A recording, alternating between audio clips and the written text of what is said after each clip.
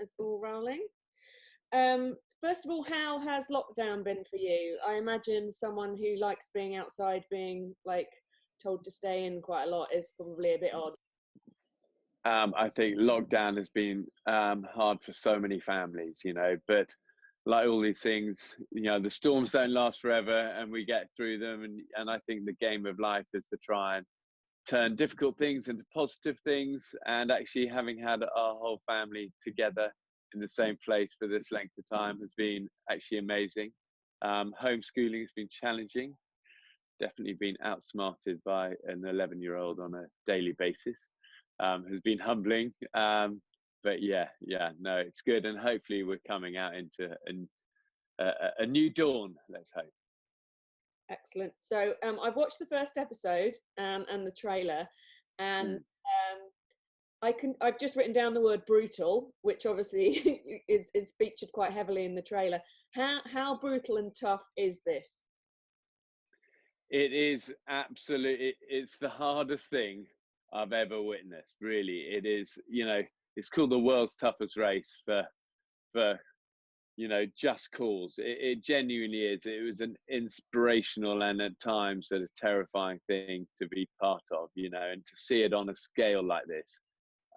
If any show I've ever done can justify that word of brutal, the world's toughest race on Amazon Prime is it, and I think all of us as a crew at the start of this were pretty nervous, just the scale of it. We had 1,000 people in the end. By the time you add up all the crew and the volunteers and, all of our safety teams, as well as obviously all the adventure racers.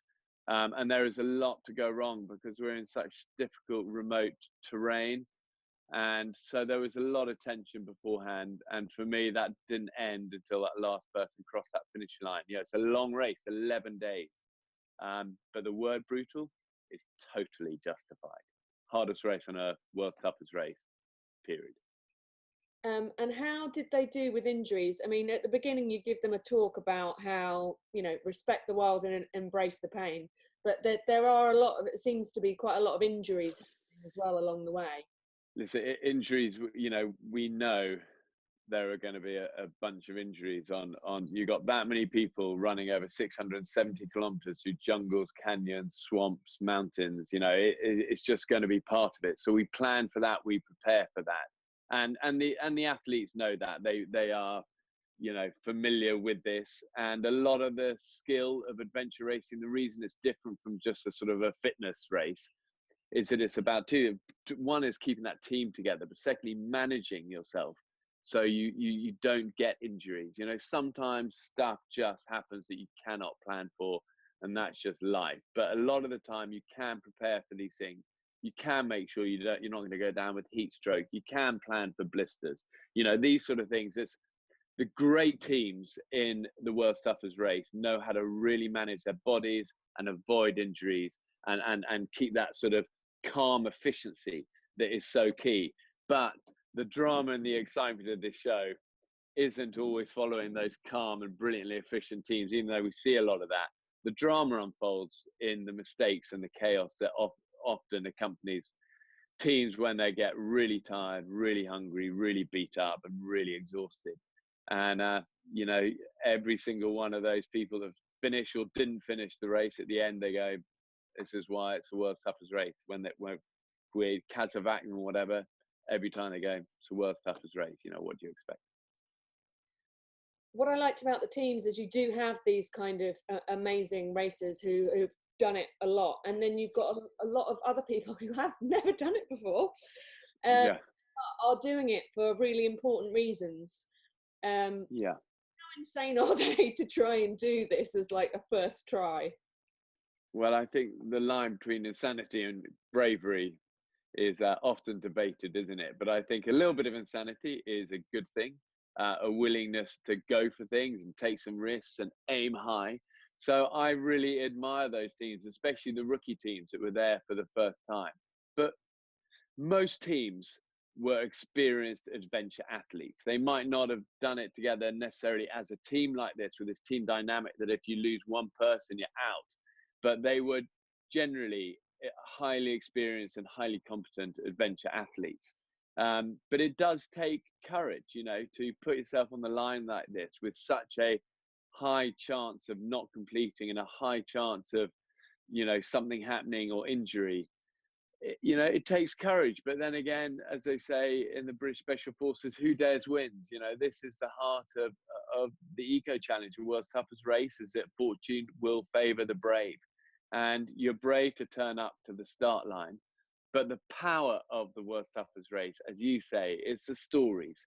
It's the reasons people are there, whether it's, a team racing with a father, son, and the father being one of the original Eco Challenge adventure race legends, now racing with his son, who is top of his game now in that world, or whether it's veterans with disabilities or cancer survivors or whatever it is, the stories were incredibly inspiring, and how much it means to these teams to be there and to give their all. That's the heart of the world's toughest race. Amazing. I lost the top of the answer of that. I don't know if you want to reframe the shot a little bit.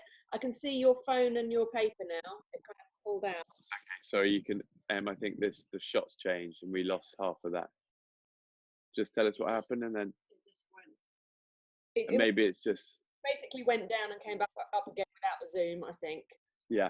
Where did you pick it up? Where did you hear me? I think the end of it was fine. I just don't know if you want Yeah.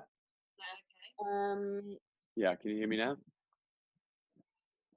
1 2 1 2. Yeah. Or not? Yeah. Yeah, all good. Let me say a bit of that again for you. Yeah, it's the people who. Yeah. It's not about winning; it's about finishing them, and they have like a different reason to be there than properly competing. Yeah. I think the power of the world's toughest race is the reasons and the stories people are there. It means so much to these teams, whether it's cancer survivors or whether it's, father and son teams, where the father was one of the original Eco Challenge legend racers racing with his son, who's now top of the adventure racing game. But the father had Alzheimer's, and that was a very emotional journey for them to race together, and for the son to want to be alongside his dad. Or whether it's veterans with disabilities out to prove that they can do and stand tall in something as hardcore as the world's toughest race. And the stories are inspiring, and there is such a high risk of not completing or something happening or failure on this, that I admire so much the spirit of every single team that turned up to that start line, because that is a daunting thing to do. It's the world's toughest race for a reason. And people are very aware their likelihood of completing it is low, but they're willing to risk it all to go for it and to fight and to try and complete this as a team. And it's those human stories of what they went through that, for me, makes the world's toughest race so special. And what is it like for you watching them? Because I mean, just watching an episode, I'm getting quite a lot of adrenaline, and I'm worrying about people. But actually being there, like following them along, you must get really emotionally involved.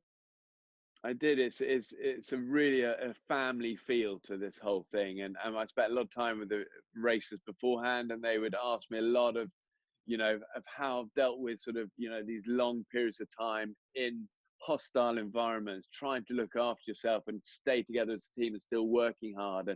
And that was always the heart of what people, they wanted knowledge about looking after themselves and how to stay together and how to keep moving through this sort of terrain. And they, people took it incredibly seriously. They'd invested so much time and energy and of their life to prepare for this. And so we became very close to a lot of these teams, and actually to be alongside many of them as they progressed through this, and to see the attrition rate was very hard at times, because I know how much it means to these people. But at the same time, those that endured, whether or not they won, it wasn't really about the winning. This is an expedition with a stopwatch, is how I always kind of see this. And just to complete it is a huge achievement. And I unashamedly wept at times seeing the effort and what it meant to these people, men and women, to come through this. And that is the heart of why all of us as a team, as a family, as a crew behind the world's toughest race care so much about this, and are so proud to be part of it. Now, I remember you and Mark doing a presentation in London about this. I think it was like October 2018. Now, Yeah, I wrote something down. My notebook is in my desk drawer at work, which obviously I can't get to. But yeah. I remember maybe Mark saying something about pooing in a bag or getting rid of, Mm. what was that Well, about? well, the thing is that the things that are really important to the original Eco Challenge, one is that it was, it was always meant to be the toughest race you could do. We wanted to stay true to that. We want to stay true to the fact that you've got to complete this always as a team. If one member gets injured or drops out or can't carry on, you're all out. That's the second DNA of the original Eco Challenges. And the third was the environmental factors, that we leave this place as pristine, if not better, than we found it. It's this thing of, all we bring is endeavor and effort, and all we take are memories. And that even included, taking your feces with you in a plastic bag in the backpack. We do not leave anything out there, and that was a really important part of the whole World's Toughest Race for all of us, not just our team behind the scenes and the crew, but also the adventure racers. We stand for protectionism of our planet and looking after it. So that really mattered to us. Yes, that was right. I remember now. um, with it being a kind of reboot, there's a lot more technology these days, especially like drones. Yeah. I mean, the footage looks glorious. Fiji looks incredible, very hostile but beautiful. Um, how much of a difference does it make with this version, with all the new technology, and what have you been able to kind of improve? Yeah, I mean, you're right. The technology since those first original Eco Challenges all those years ago has improved so much. And what it's really allowed us is to get closer to the action and more involved in the human stories. And the drone footage is incredible. The fact that everyone now is wearing 360 GoPros, but ultimately, a big part of the ability to tell these stories comes down to our crew. We had crew running, adventure racing cameramen running alongside many of the crews, and they were really the unsung heroes of the whole World's Toughest Race, getting so close to the action. And I think beforehand in the original Eco Challenges, it was just physically impossible to get cameras like that and get so close to the heart of these stories. Because ultimately, the World's Toughest Race is all about this. It's all about that spirit of endeavor and never giving up. And these teams are taken to the edge. But to capture that, you've got to be with them. And those moments always happen in the darkest, hardest moments, in a torrential storm at 3 a.m. in the most remote part of these canyons. And you've got to be there to get the coverage. And that is what changed and what I feel so proud we could deliver. Yeah, those crew deserve medals as well. They got medals, and I love that. Excellent. Oh, good. I'm glad they did. Is there anything else you wanted to add? What was the other thing that I was thinking of? I mean, I think, looks like yeah, the are quite diverse. You know, yeah, you say that some of the black contestants say that it's quite a rare thing, or when he started out, he was mm, a person, and you've got women doing it as well. And yeah. LGBTQ people. So, how important is it for you to kind of to represent the world? I think, you got to remember this is the world's toughest race, and that diversity amongst the crew was something we really cared about and was important. And, it was amazing. There was so many diverse teams, but I remember Team Onyx, who were the first African American adventure racing team we had, and they were incredible. Or the Kukuri Warriors, these twin Indian girls as leading their team, is such an inspiration to women, especially in India. And I feel this is what we're about. We're a worldwide family, and the unifying bond is this. And that's the universal thing, that heart, that spirit, that endeavor. And that's what binds those teams together and all of us. And I love that. And I love what we stand for with the world's toughest race. But I think the thing to remember is that what is new this time is that Amazon has allowed us to do this on a scale we could never do in a normal TV show. Certainly we couldn't ever have done it in the original Eco Challenge, but we wouldn't have the resources on a normal network to be able to put it on at this scale. To have 1,000 crew and competitors and athletes and volunteers to have a course that's 670 kilometers. It's just allowed us to go bigger, tougher, harder. And we always had this as an aspiration to be able to do it on this sort of scale, but to actually do it safely, deliver, all of us as a team, we feel so proud of that. And we feel it's a rebirth of an incredible genre of adventure racing, of binding people together and communities together, and showing what the human spirit ultimately is capable of. And do you think people need this show at the moment? Obviously, it's been uncertain. There's been a lot of sadness and grief, and inconvenience on the other end of the scale. Do you think watching something like this, do you think it's the right time for this show, basically, for people to kind of, travel's not really part of the question at the moment, so people in their homes and stuff to experience what these people go through? Well, I think at a time where we've gone through such a global pandemic, and travel has stopped and everyone's at home, and we've never needed positivity and inspiration more. And the timing is just strangely amazing for the world's toughest race, because this is what it does. It inspires people to go for it in their lives, to take some risks, to value those friendships, and to value each other, and to be prepared to fail and go for things, and know that the greatest rewards in life are never things, they come inside here. And I love that. It's what the world's toughest race stands for, and it's what the world needs more than ever: unity and positivity and inspiration. And that is what we so believe in at the world's toughest race. Amazing. I'm already in love with the twins. I think the twins are great. They're going to be my favorites.